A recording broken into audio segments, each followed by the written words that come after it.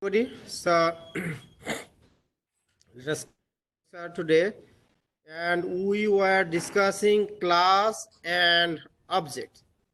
Right, class and object are the founding blocks, okay, and the most important feature of object-oriented programming.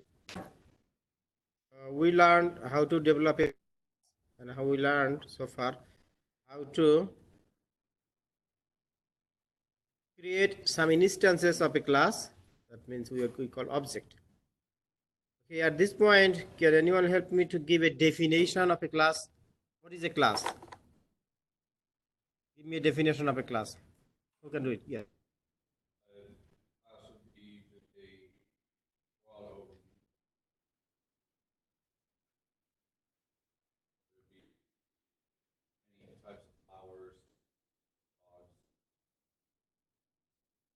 Okay. An outline, the blueprint. Okay. And Seth, your name Seth, right? Your name? Your name? Mark. Okay. So, can anyone please give me more formal definition? Okay. Yes. In one word, it is a custom data type, user-defined data type, class. If you are asked to give definition of what is class, you are asked to answer in one or two words. Albert, right? Your name? Okay. A class is a user-defined data, like integer data type. We know integer is a data type, right? But integer type, there are 8 data types. Integer, float, byte, short, and long. These are siblings. Okay. And then float and double, these are siblings. Then 4 plus 2, 6, and we have Boolean and character. These 8 primitive data types. So we enjoy these data types. These are built in computer program. In computer programming languages, these are built in. Someone built this for us. The developers of this programming languages built it. But these types are not enough for us. Only these 8 types are not enough for us. For instance, if we want to declare a student, as a whole, we said we need, there are, for a student, they have name, a student has a name like ID, test course, gender, height, weight, okay, many features. So it would be good for we could create a type as a student, a dog, or a pencil, or a computer. So a class is a user-defined data type. So everybody please say with me, repeat with me. A class is a user-defined data type that contains 2 things. Number one, some variables, and number 2, some functions to access those variables. Okay. Let me repeat it again. A class is a user data type that contains 2 things. Number 1, some variables, and number 2, some method, some functions to access those variables. Okay, that in shortcut, a class is a data type, user-defined data type. In general, when a class, okay, a class is not visible. But when we create an instance of a class, that we call object. In object-oriented programming feature, we said that a class has 2 things, right? Some variables and some functions, right? The functions are solely used to access those variables.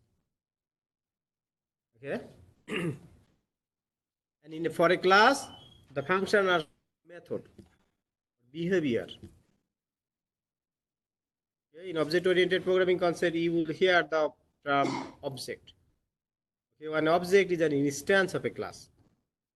Okay, and method is like a member function of a class. Okay, so in our lectures we saw how to create some classes, like I discussed how to create a class, dog class, right? Discuss dog class.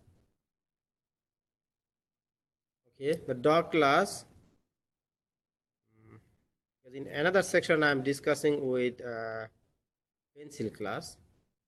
Dog class I have in C Java. I converted it into in C++ and C Sharp. Okay, people who are taking C Sharp lab, so I converted the program from Java to C++, C Sharp, and also C++. Okay, I will discuss the differences. So what a class contains? A class contains some variables and some functions. That's it. Can you please wake him up? Yeah, can you please move? Yes, can you please move up? Yeah, today please give attention. We will learn something new.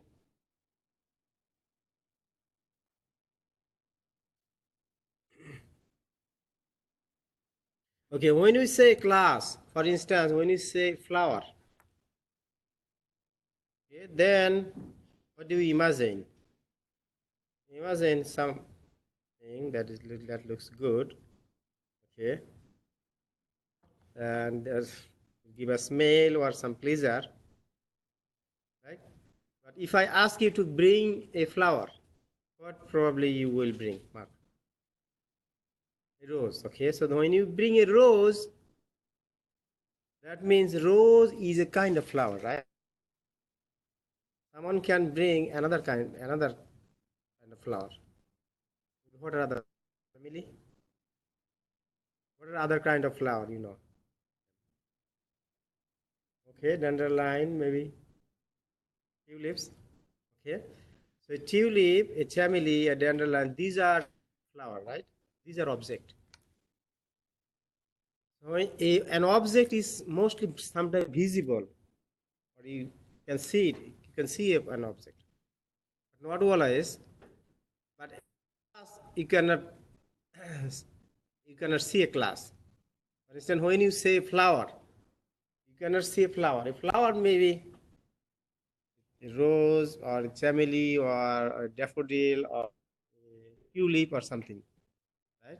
Sometimes a class can be more classified more. Sorry, an object can be classified in depth or class. For instance, if we say, if I ask Mark to bring me a rose, there are different kinds of rose, right? Maybe white roses, there are white roses, there are black roses, red roses, yellow roses, right? What color of rose do you like, Mark? Just rose? What color do you like? Pink rose. Okay, the pink is a kind of rose, right? So when I say rose as a class, then pink rose will be an object. You understand the difference between a class and object? When I say bring me a rose, that means a kind of rose, right? So rose, if I say rose is a class, one kind of rose, for instance, a pink rose, will be an object. But when I say flower, then rose will be an object, and flower will be class. On the hierarchy, top level is class, and then the bottom level instance. When you give a specific instance, then that will be an object. Sometimes some objects are not visible. For instance, air, electricity, Wi-Fi connection, internet connection, mobile connection, right? Mobile signals. These are objects, but these are not visible. But we realize their strength, right? If we have electricity or do not have electricity, we have Wi-Fi signal or do not have Wi-Fi signal, then we realize in a few seconds. Okay. So now everybody understand the definition of a class. A class is a user-defined data type. It contains two things. Number one, some variables, and for instance, these are the variables, and some functions. So for class, these variables are called field or attribute. Method functions are called methods. Okay, these are special name. People familiar or action or behavior. Usually you hear the term method, that means a function in a class. Okay, and methods or features, that means some variables defined in a class. Okay, so far we discussed this, and then in our last lecture we discussed how to create an of a class. That means for dog instance, D2, D3, we say D1 is an object of dog. Instance of dog, okay? So far this is what we discussed. Everybody understand this? Anyone has any question? Now today we will learn something new. By the way, I my program both in C# and C++. So people who are taking in C++, you can see your code over here, but there are some differences I will discuss. I will tell you today what are the differences between C++, C# and Java.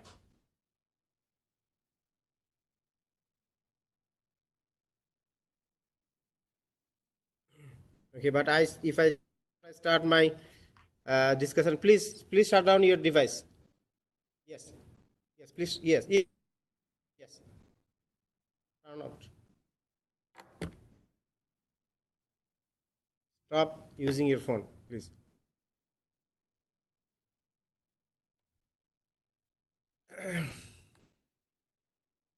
Okay, let me tell you the differences. So in Java, and in all languages, we start a class with class keyword. And in Java, by default, there are access modifiers, 4 type of access modifier: public, private, protected, and default. If you do not give any access modifier, then that will be called default. Default access modifier is for this one. I did not use any public, private, protected, public, private. So that means these are default. So default attributes are visible within the package. I will discuss that later, what is meant by package. But for C#, we need to explicitly mention public. For Java, it is optional. So if I do not use public, then it's by default. Default is something that is in between public and private. Public means anyone, any class can use this attribute. Private means only members of this class, in object of this class, can access this attribute. Okay, I will discuss public, private later. But in Java, we need to explicitly mention public for all of this. If you do not mention public, then you will get an error. Okay, this is the main difference between and C++. There is another difference in that in Java, we overloaded the toString method like this way, right? Annotation at the rate override O is in uppercase. It just goes right at top of the function header line. But in C#, we use override as a keyword in public and return type, and O is in lowercase. And for toString, 2 is in uppercase. I discussed 2 differences between C and C++. So people who are taking C# lab, you understand this? The differences? Override like this way, and toString, for toString, 2 is in uppercase, and also you have to explicitly mention public. Okay, and people who are taking C++ lab, how many of you are taking C++ lab? Okay, give attention please. So for C++, it is way different. So in C++, you need to explicitly mention public, then with a colon, followed by a colon. Access modifier. So in Java, in C#, we do not need to give colon, but in C++, we need to give colon. So when you give assign a public, until you change your access modifier, all of these are public. So here you set public on the top. So then string name is public, then leg is public, age is public, is trained is public, and color is public, and weight is public. By the way, in modern C# and C++, string is a type. String is a built-in, S is in lowercase. Okay, this is the, and another thing that give attention for C# people, C++ people. For C++, it is different, really different to override the toString method. In Java, you saw that we override the toString method easily. And in C#, we overrode the toString method easily. But it is not that much for C++. So for C++ people, for now, just remember this. What is the difference over here? So actually, we are overwriting the output operator. And we need to use OStream and constant type. This is the dog, whatever class you will use, dog class D, and you will return this string pointer. This is a pointer in Java. In C++, there is a variable type is called pointer, special. In in Java and C# does not have. Java does not have pointer. Okay. Handling pointer was difficult, so the Java people, they removed pointer. Okay, so for now I have my code over here online, so you do not need to write right now. You do not need to type in right now. You can get my code.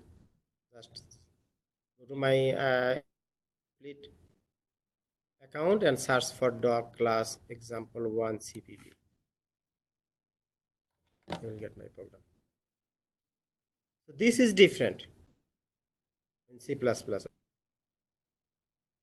is what we discussed. Then people who are taking Java or C# or C++ lab, please copy my code and do some practice. Without practicing, you cannot learn object-oriented programming.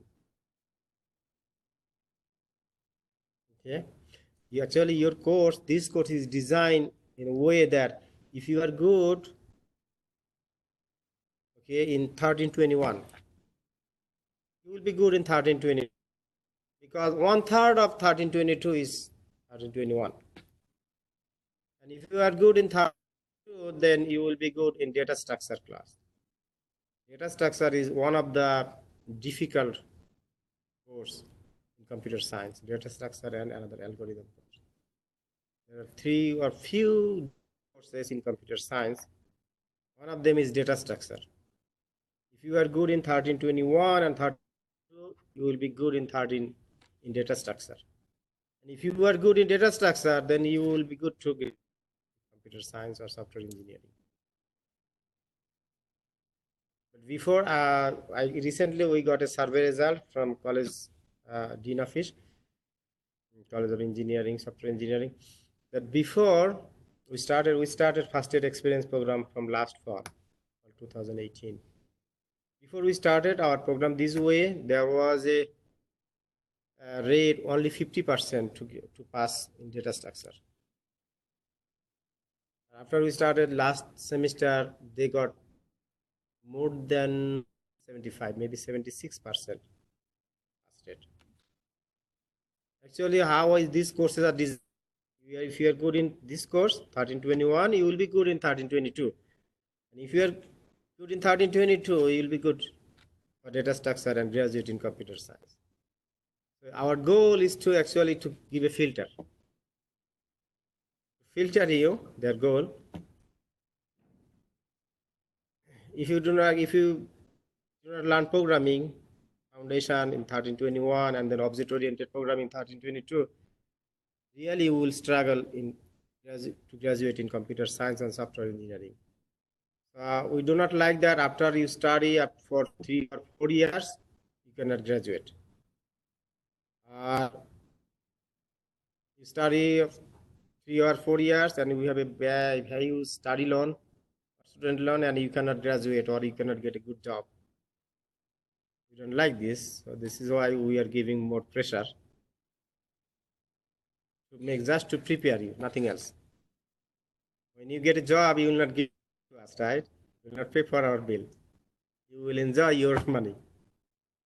Okay, but that is our success. Is our success. So, anyone has any questions so far? Okay, if we do not have any question, then we will learn something new today from here. Okay. Let me start with today with C#. How many of you C# lab? 1, 2, 3. Or only a few. Okay. Okay. So whatever we learned in our last lecture, that we learned how to create an object, right? And we created an object like dog d1 equal to new dog. This is called a constructor. Okay, a constructor is an important element. A constructor is a method of a class. Today we will learn. Excuse me. Can you please turn it off? Yes. Thank you. Today we will learn how to use constructor and what are the important features and use and also uses of constructor. Okay. So you saw that maybe realize that I assign value for d1, d2, and d3 object like this way. Using dot operator, d1 dot name equal to, let's see, and d1 dot number of legs equal to 4, d1 dot age equal to 3.5, and d1 dot age 10 equal to true, like this way. Okay, this is a naive way to assign value for an instance. So we need a better way or an alternative way to assign values for name. These are the fields, right? Name, these are the fields. Okay, you see that I defined this way, very naive way for name dog 1 and for dog 2 and dog 3, whatever you have. But this is a naive way. We need a better way.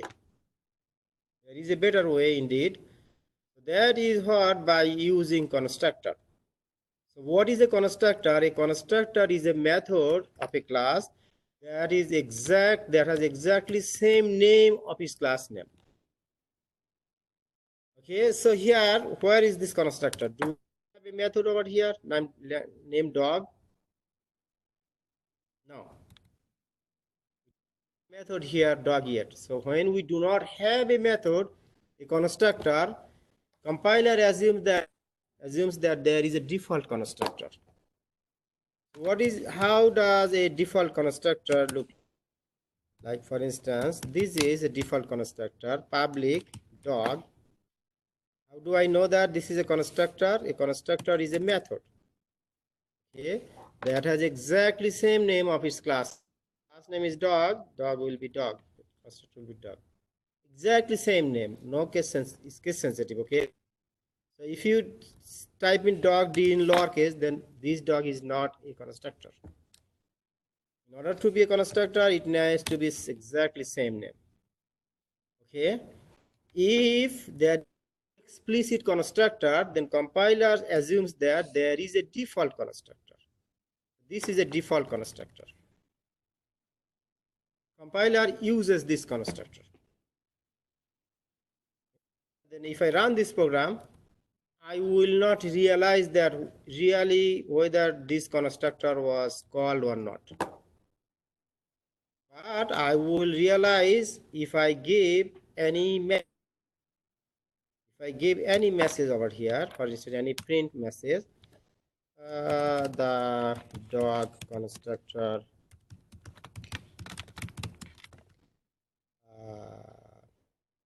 is called.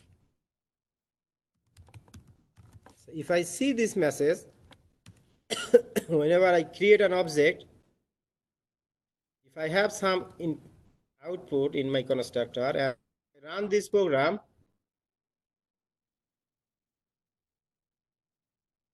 then I will someplace, you see that the dog constructor is called, I'm getting this output, right?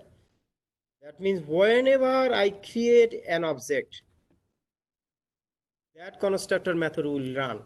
And since previously I did not have any constructor, so I did not see anything.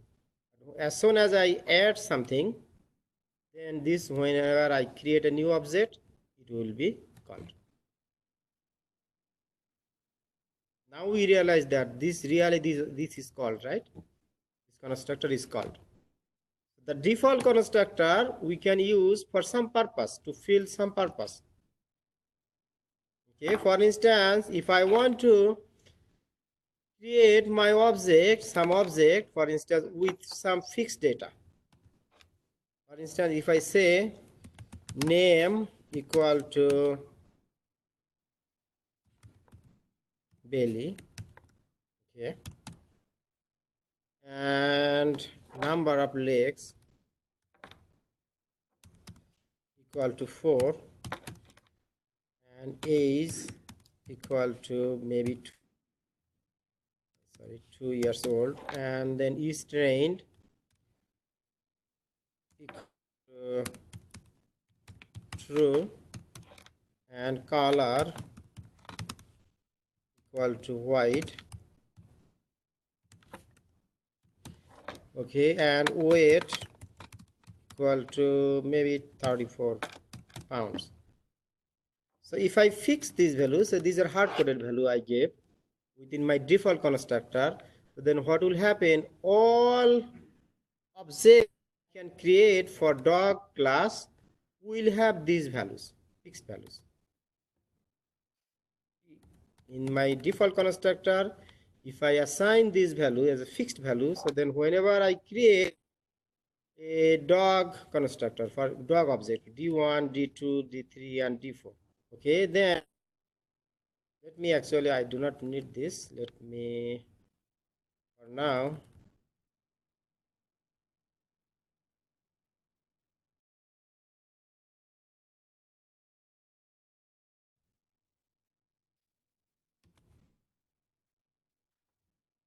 let me disable this. Disable this, and then we learn that how to display D1 object. So for D1, how to display D1, D2 object. D1 equal to D1, and if we say D2, D2, D3, D4, and maybe D5, then let me change D2, D3, D4, and D5. Okay, so if I have this, so what do you think that I will get output for D1, D2, D3, D4, and D5 object? Same data, right? Okay. You see that it's showing me for D1, name is Bailey, and all are same data, right? The reason is that in my I have some fixed values for objects of this type, right? So in default constructor is using this. But there is a more better way. For instance, I don't like this way that all of my dog will be same name and same weight, same kind, right? All instances will be same kind. I don't like this. I need to reassign, I should have a choice whatever value I want to give to my dog object, right? So there is another way. We need to redefine. A class can contain multiple constructors. Okay, constructors can be overloaded. That means we have multiple constructors. If we can multiple constructors will be different in terms of their parameter type or parameter. So here there is no parameter. So this is called a default constructor. If there is no parameter, then the dog method does not have any parameter here, right? So this is a default constructor. Okay. Now if I want to use a constructor, so then the constructor that I want to use whatever I need. So then I need to use actually to declare some parameters over here. So in order to declare parameter, I don't need to access modifier. So I need only string name. Okay, and then instead of colon, I need comma.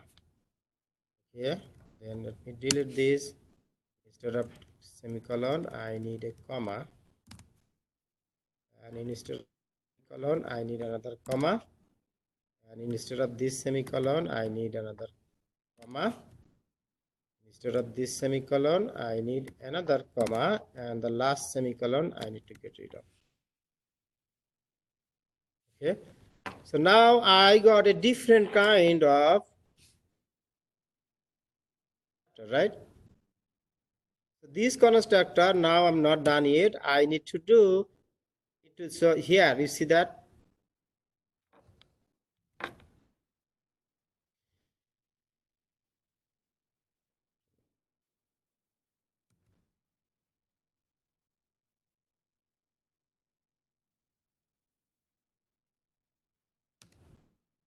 Okay, so here this name, what are these called? This is a special name. I just mentioned a few minutes. This variable has a special name. Mark, remember? These are called field or attribute, right? These are called field or attribute. Okay, if these are called field or attribute and these have special name, these variables have special name. When you declare some variables within a method's argument, then these are called no local variables. When you declare within parent body, then called local variables, and within parentheses those are called yes, parameter. So here my name, this is a parameter, but my name, this is a field attribute. Okay, so if I want to connect this name parameter to my name field or attribute. Okay, how do we connect that? I will say name equal to name. Okay, leg count, number of leg equal to number of legs, and age equal to age, is trained equal to is trained, and color equal to color, and weight equal to, I'm almost done but not yet. So I need to assign this, but it is sometime which name is what. This name, since these are same name, this name is coming from this, what is coming from this. If you notice that if once I click name over here, it is selecting how many. It is selecting this one. It is pointing this one also. It's very tiny yellow color, yellowish. And this is selecting this one, and this is selecting this one. So there is a confusion between and. So in order to remove this confusion, we need to use these operators. For instance, this dot name equal to name. Then by doing so, what compiler will do, compiler will assign the name whatever I provide during my constructor call, that will be assigned to this name field for that object. Maybe still not clear. I will clear it again. I will come back here later when I run this program. But let me fix it for now and let me run this program. Then I will come back here. So far you understand this? What I'm doing here? I'm creating another constructor with some argument.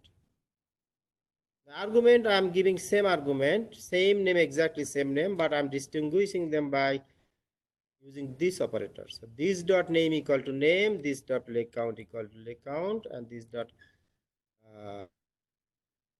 age equal to age, this dot age 10 equal to 10. You see that the wall of is this.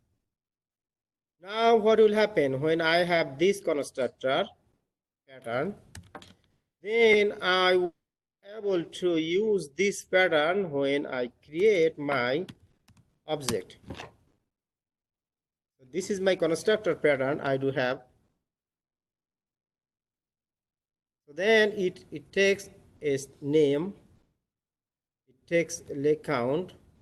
Then when I create this constructor, we know that how to call a method with argument, right? We need to provide actual parameter, right? When you call this method, so I need to provide a name. For instance, for my dog3, I want to put name, for instance, Tammy. Okay, its leg is 4, and then third variable is age, right? For instance, age is 12 years, and then fourth variable is train, maybe true. Okay, true. And the last variable is color. So two variables are color, maybe black, and one is weight, maybe 23 pounds. Okay, so this way I assign for dog3 object with specific code, specific values. Name will be a number of legs will be 4, and then age will be 12, is train is true, color is black, and then weight will be 23 pounds. Likely, if I want to do dog 4, something different name, for instance, Amy. Okay, and then if ER is 2, and then sorry, leg is 4. 4, yeah, old is 2 years old, and then maybe not trained yet, false, and color is white. Okay, and age is maybe 12 pounds. Okay, similarly, I can, if I assign for my this object something different, let us put something different, black and white. Okay, name is Nami. Okay, no matter what name, but 5 years old, and similarly I can do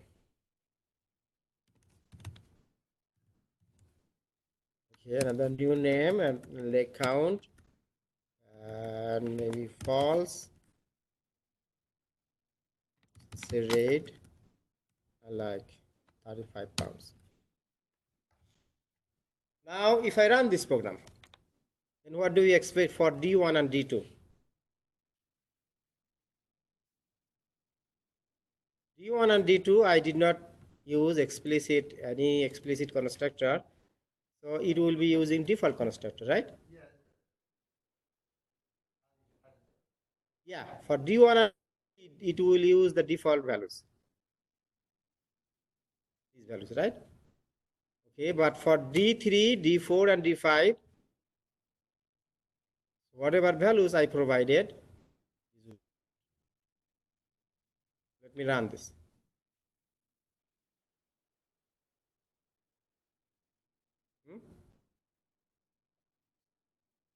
Yeah, doc6 is not called yet, right? Doc6 is not printed yet. I can print doc6.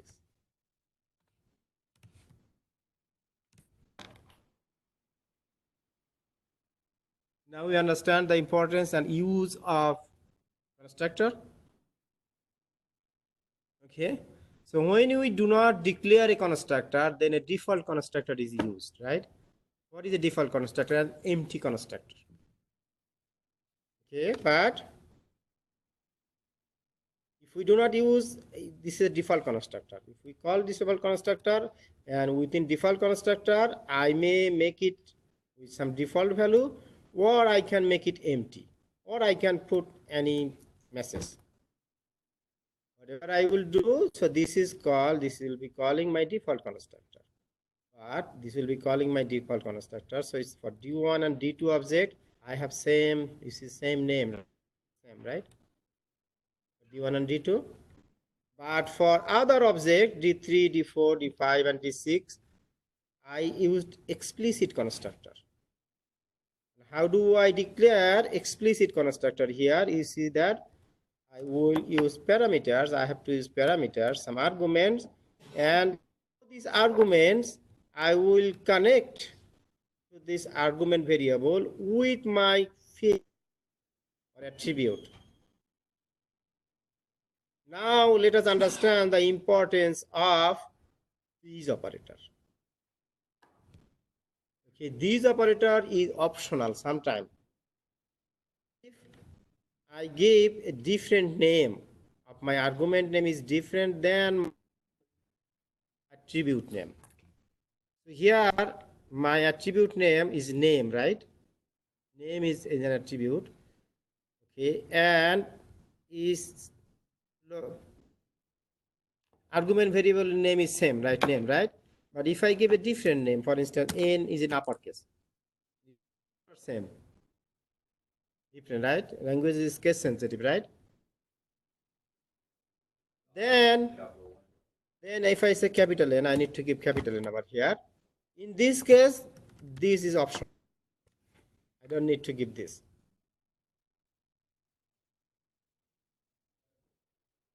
Okay? If I run it, my program will do, okay? But for instance, okay, do you understand that what I told you? If this name is different than my name, okay, if the argument name is different than the corresponding attribute name, then this operator is optional. If you give this or do not give this, it will give you same result. It will work, okay? But okay, if for my leg number of legs, okay, if it is same, okay, and this is optional. No, it's not optional. It's required. Then let me delete this div. What happens? No, it will not give me some error, but it will not give me expected result. For all object, legs are 0. Okay, then likewise, if I do not give this, I do not give this, I do not give this, I do not give this, then maybe you will realize the difference.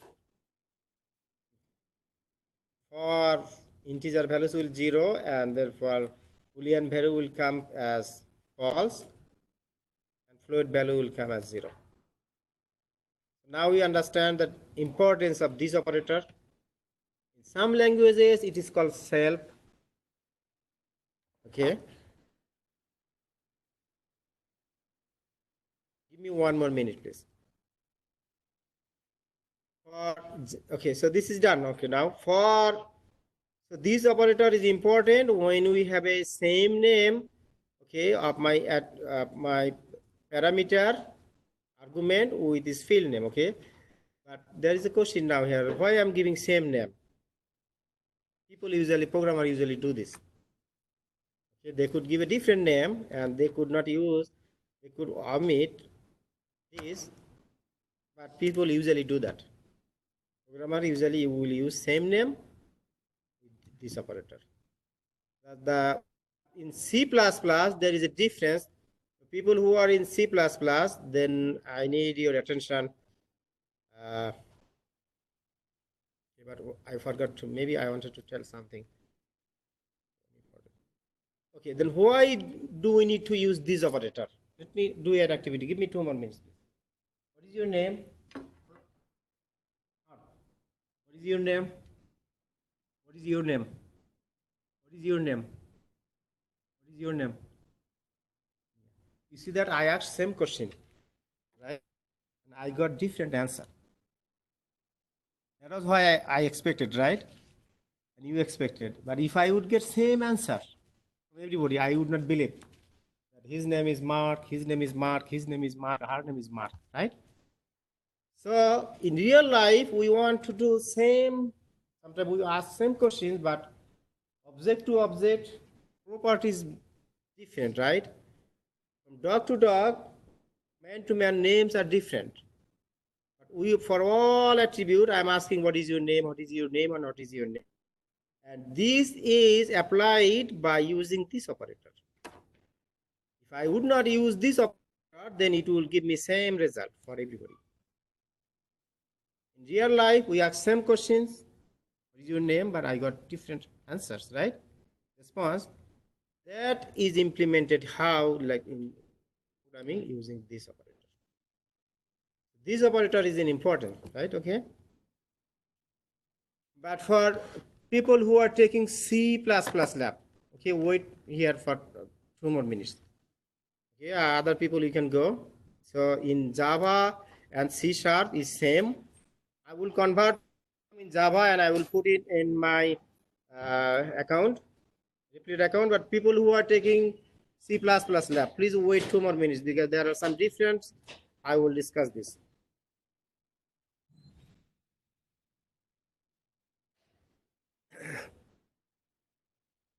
Okay, for C++, you see that we use explicitly access modifier public, for instance, and then we use the colon, right?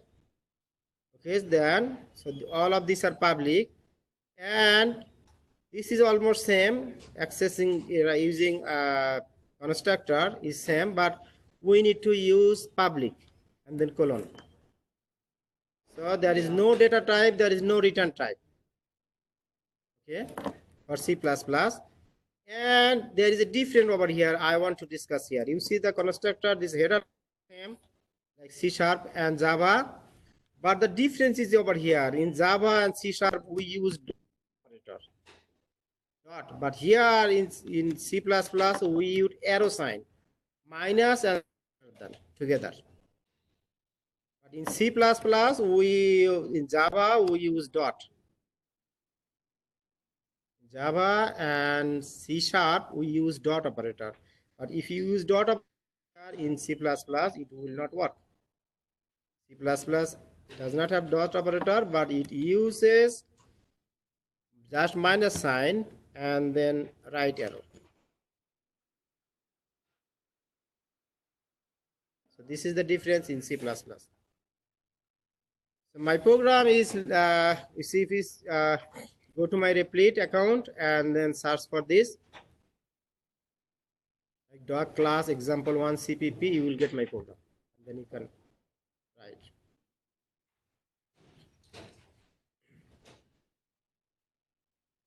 Thank you so much. Everybody have a good weekend.